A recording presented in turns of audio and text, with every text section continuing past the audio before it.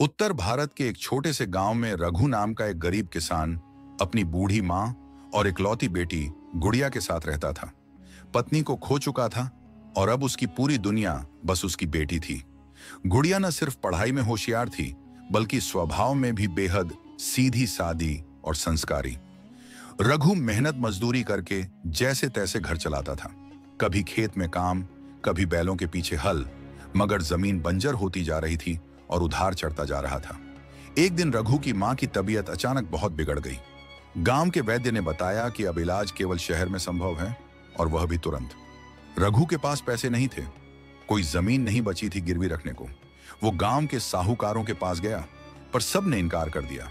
तब एक ही रास्ता बचा, जमींदार से मदद मांगना। जमींदार ठाकुर अमर सिंह गांव का सबसे अमीर और क्रूर आदमी था। उसका दबदबा इतना था कि लोग उसके सामने नजर उठाकर बात नहीं करते। जब रघु उसके पहुंचा पहुंचा, उसने रघु की बात सुनकर मुस्कुराते हुए कहा, पैसे दूंगा, मगर बदले में तेरा कुछ देना होगा। तेरी बेटी गुड़िया 1 साल मेरे हवेली में रहेगी, नौकरानी की तरह। उसके बाद आजाद। रघु के पांवों के नीचे जमीन खिसक गई। उसने रोते हुए कहा, ठाकुर साहब, वो अभी बच्ची है, उसकी इज्जत मेरी जान से भी बढ़कर है। ठाकुर बोला, तो मां को मरने दे, मैं किसी पर एहसान नहीं करता। रघु ने घर लौटकर सारा हाल गुड़िया को बताया। गुड़िया कुछ देर चुप रही, फिर बोली, बाबा, मां को बचाइए, मैं भगवान पर भरोसा रखती हूं। अगर मैं मजबूर हूं तो मेरी मजबूती भी बनिए।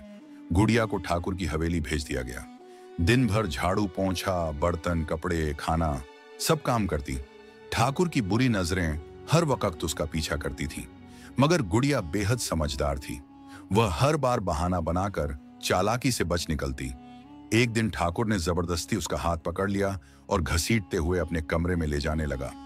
तभी गुड़िया ने पास रखा दिया उठाकर अपनी हथेली पर रख लिया और उसे जला दिया।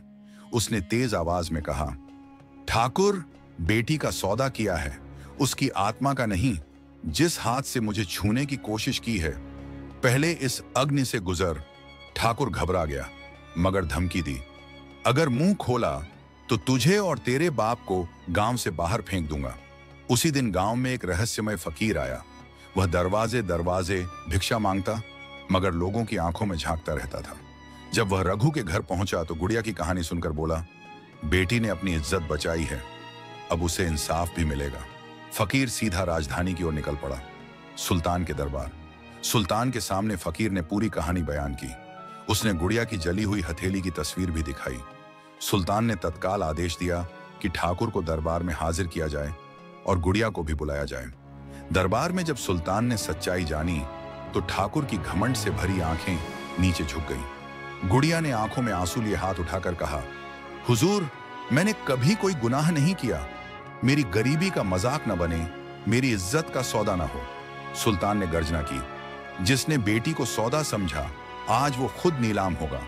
इंसाफ अब खरीदेगा जुल्म से आजादी। ठाकुर की सारी जमीन जायदाद जब्त कर ली गई। उसे कैद खाने में डाल दिया गया। रघु को जमीन दी गई और गुड़िया को सुल्तान ने राजकीय छात्रवृत्ति दी ताकि वह पढ़ाई करके अफसर बन सके। वक्त बीत गया। गुड़िया पढ़ लिखकर कलेक्टर बनी और गांव लौटकर उसने वहीं स्कूल बनवाया, मां सरस्वती कन्या विद्यालय, ताकि कोई बेटी मजबूरी में सौदा न बने। गरीबी मजबूरी नहीं होती और बेटियां सौदा नहीं, भगवान का वरदान होती हैं। इंसाफ देर से हो सकता है, मगर होता जरूर है।